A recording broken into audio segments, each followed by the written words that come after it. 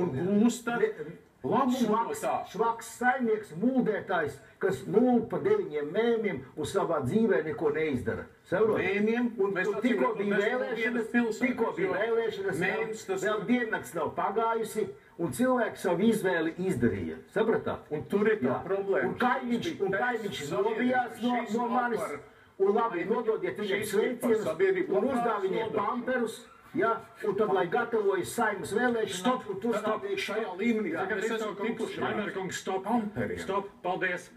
Es skatos vairāk šajā virzienā, skatos uz Zaļo zemnieku savienību, ne jau tikai Rīgā, arī Jūrmalā šādu veidu. Pa pēdējām vai pa ko? Daimiņam. Es tā kā viennozīmīgi. Es būtu stop, bet es izmēru. Izdevkungs, Laimerkungs, sevi varat uzmērt. Sakat, Izdevkungs.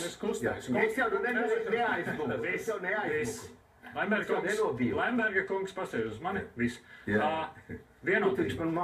Protams, ka es teiktu, es piekrītu Nacionālajai apvienībai, kas saka, ka visi solījumi patiesībā mēs varam solīt Rīgā nevienam cilvēkam nav jāstrādā, un ar zināmu naudas resursu to pat var izdarīt. Ja? Bet ir jautājums par to, par prioritātēm.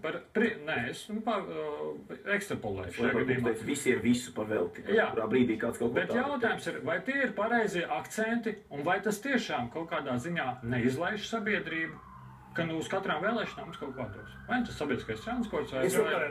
Lemberkungs, ļaujiet atbildēt. Es nepabeidzu atbildēt, man pārtraukt. Bet īsi. Jā, īsi es jums varu pateikt. Tad, piemēram, mums ir 10 miljonu brīva nauda kontā, tas ir 1/3 no nodokļu gada ienākumiem. Un šo naudu var ļoti viegli iztērēt visādām lietām pa velti. Bet tas ir investīcija resurss, un to var iztērēt tikai vienu reizi.